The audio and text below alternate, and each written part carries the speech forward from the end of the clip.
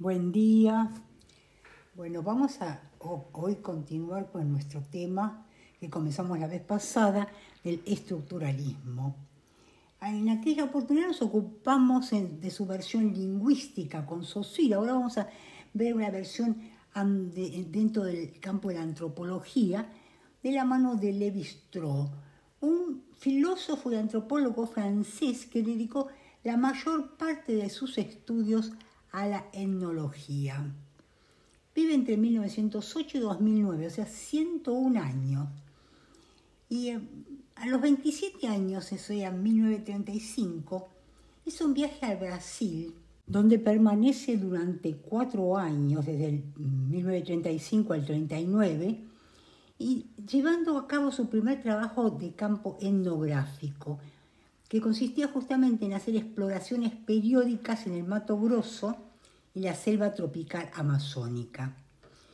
Esta fue la experiencia que cimentó su identidad como profesional de la antropología y la va a transmitir en una obra titulada Tristes Trópicos, que vendría a ser como un relato novelado de su viaje, de sus experiencias en esas expediciones etnográficas en Brasil durante 4 años.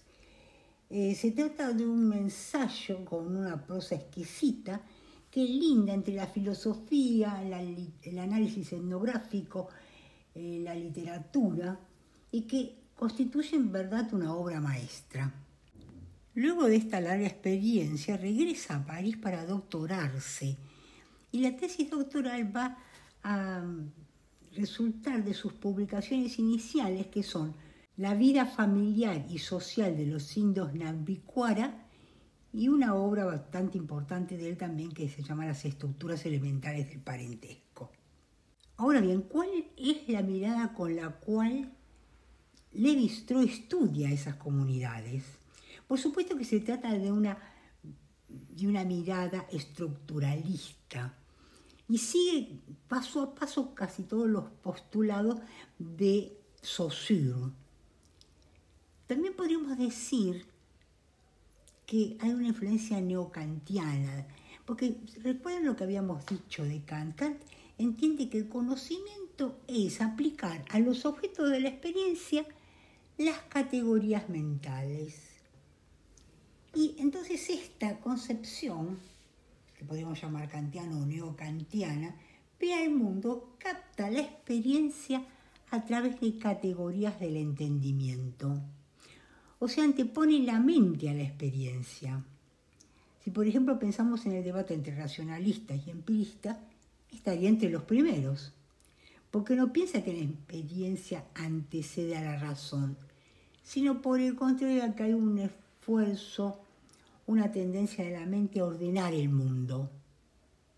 Nunca lo vemos el mundo como caótico, sino que lo ordenamos. O sea, le ponemos una estructura. Esto está a la base de todo conocimiento humano. Poner en estructura el mundo significa que un pensamiento está ordenando o clasificando la naturaleza. O sea, todo ese caos sensible que se nos presenta. ¿Cómo pone orden Lévi-Strauss? Él recurre a la lingüística que vimos de Saussure, en el cual toma sus principios. En primer lugar, el concepto de signo, que tiene su significante y su significado. Un segundo postulado sería el valor relacional de los signos, porque los signos no valen por sí mismos, sino por su relación con los otros. Un tercer punto es que hay que ir de lo manifiesto o evidente a lo subyacente. O sea que la estructura no es pensada como manifiesta, sino como algo mental, subyacente e inconsciente, que está presente en todos los seres humanos. Todos los humanos tienen la posibilidad de poner orden en ese caos de la naturaleza. ¿Y cómo lo hacen? A través de establecer oposiciones, dicotomías, relaciones binarias a ese caos.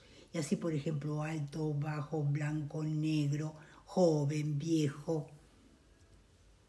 natural y cultural. Con todos estos elementos, Lévi-Strauss va a armar su herramienta metodológica para el estudio de esas sociedades, empeñándose en el proyecto de hacer de la antropología una ciencia dura, o sea, formulable en términos matemáticos. O sea, habría un parentesco entre el pensamiento científico y el pensamiento salvaje, que es el término con el cual él caracteriza al de estas sociedades. Ambos tratarían de ordenar y clasificar a estos fenómenos de la naturaleza, poner orden.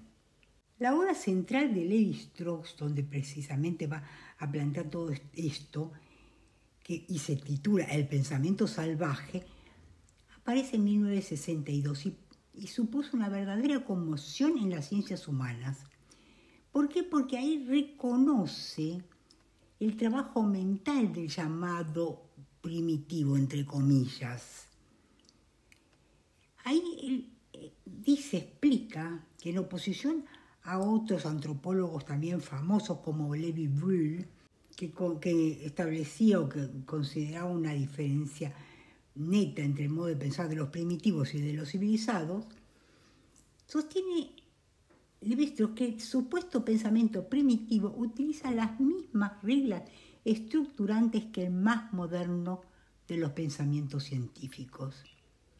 Por ejemplo, él dice de los Bororó que él conoce allí en Brasil, que entre ellos se encuentra una sociedad cuya organización social era de una sutileza que requería mucho estudio.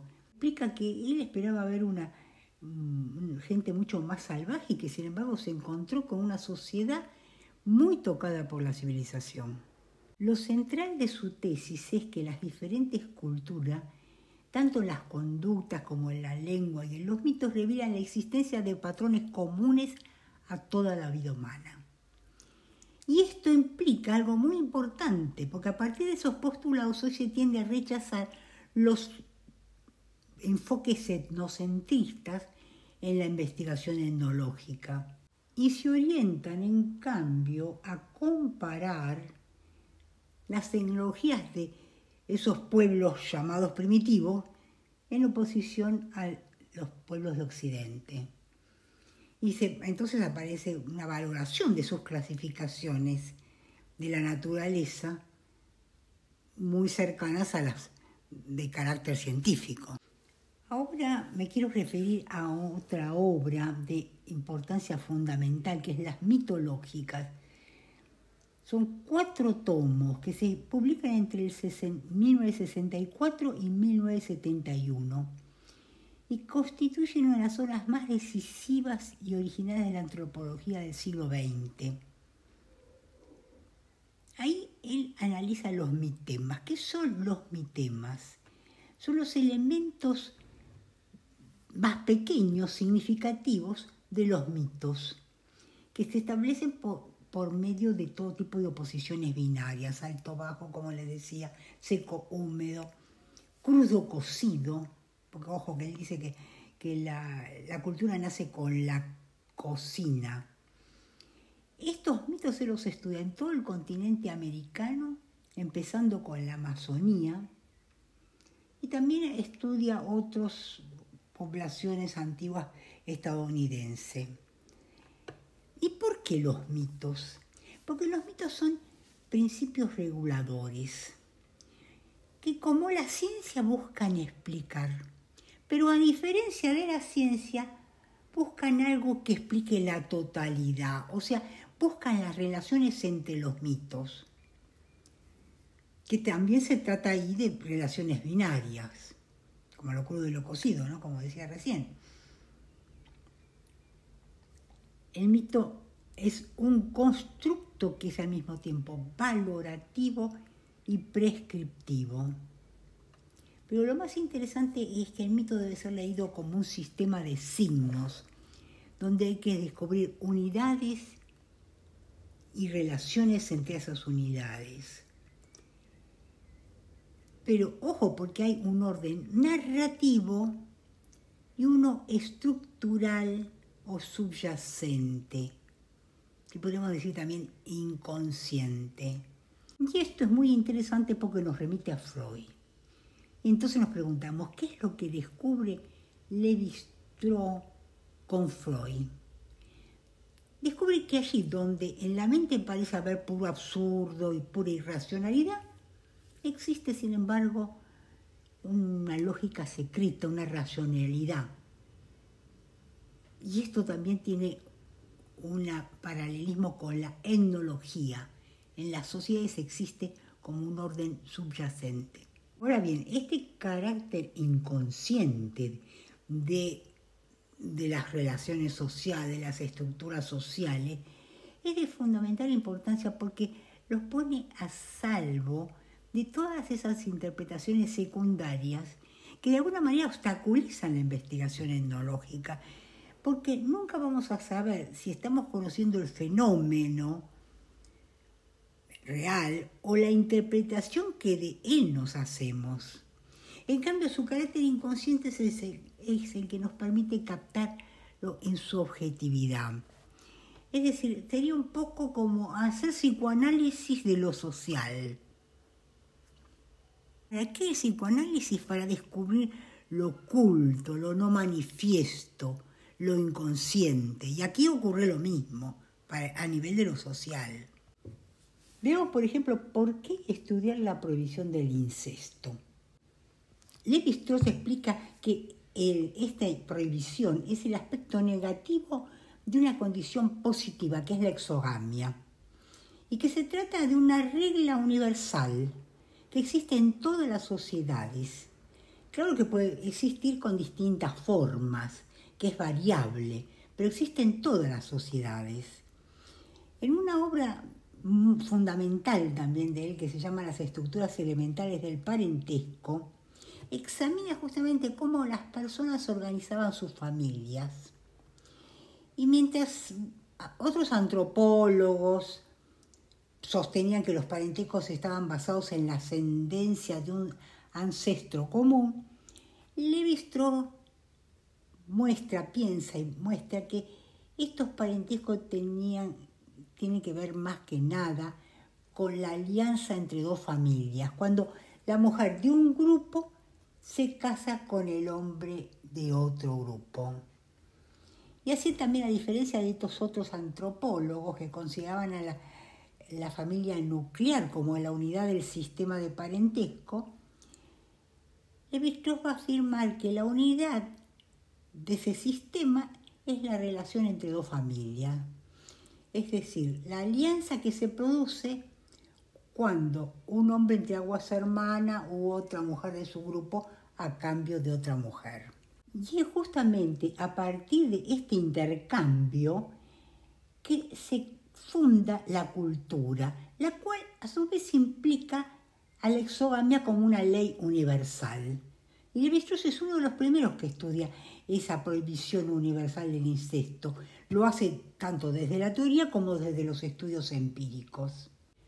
Pero veamos entonces, a la base de toda esta concepción dentro del campo de la antropología existe una dicotomía central que es la de la naturaleza, que es lo universal, lo constante, que tiene que ver con el instinto de sobrevivencia, de reproducción, y que se explica por la genética y por los instintos, y la cultura, que serían las normas, las convenciones, que son del orden de lo arbitrario, porque lo que es permitido para un pueblo puede no serlo para otro.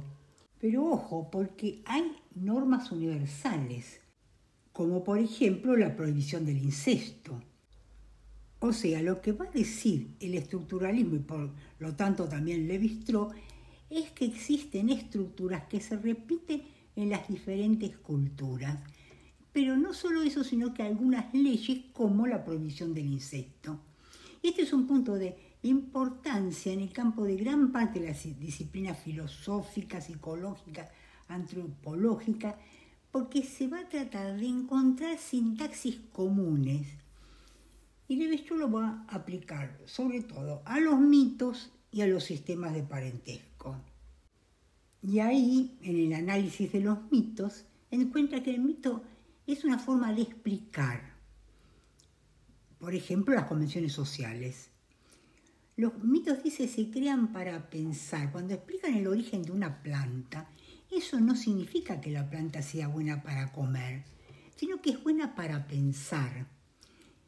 Pero se mueve dentro de una lógica no jerárquica, sino acumulativa, que Lévi-Strauss llama la ciencia de lo concreto.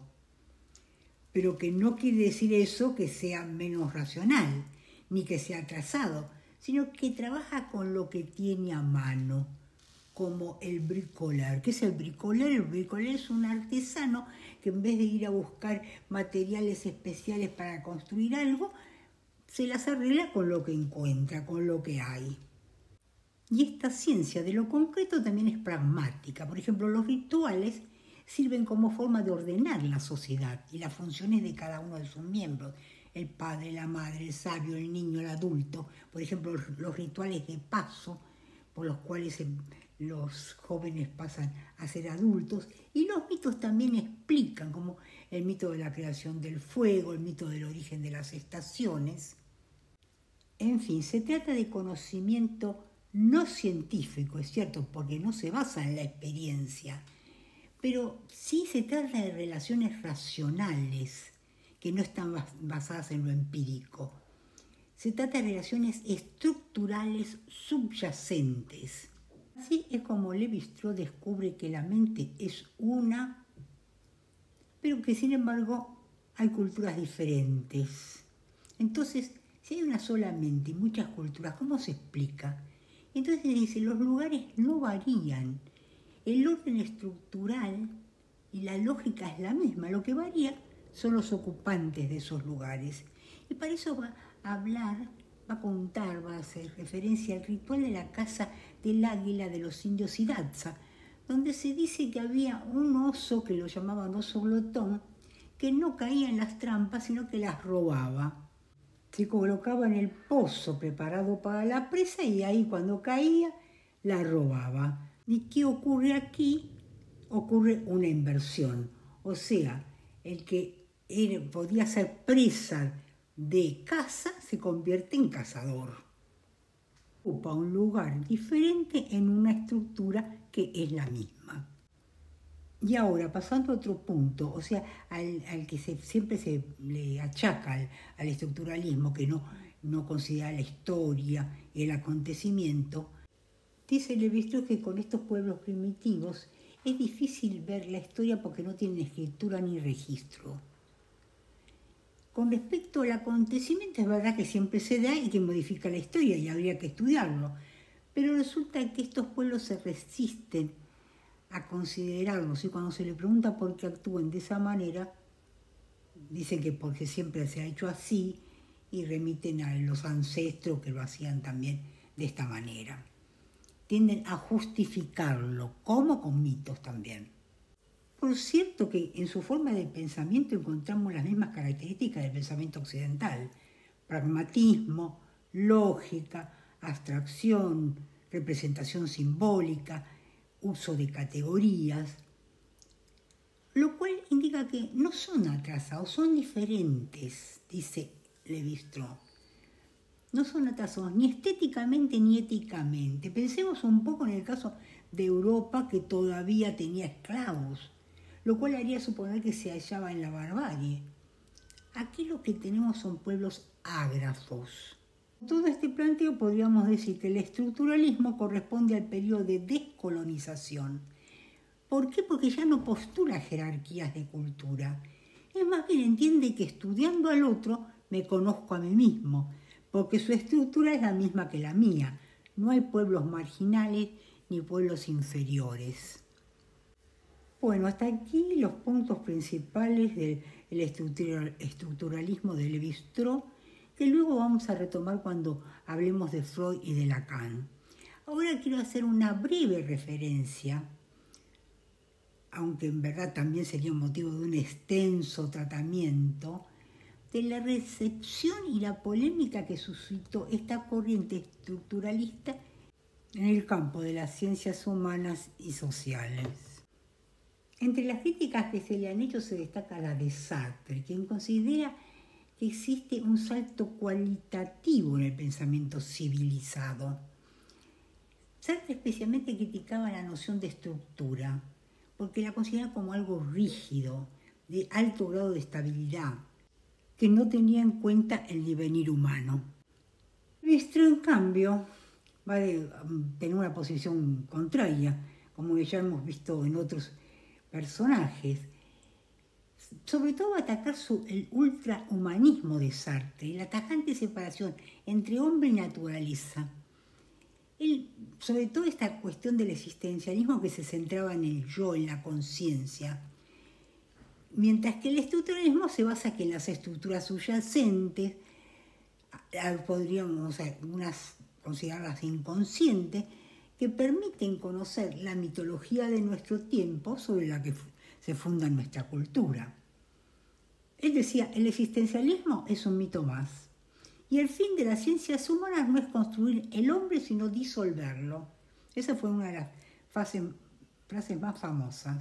O sea que el hombre no es el centro, ya lo vimos esto con Foucault y repetidas veces. Y profundiza sobre todo en una crítica a la cuestión del sujeto, ese sujeto cartesiano, centro del conocimiento, protagonista de la historia, autónomo.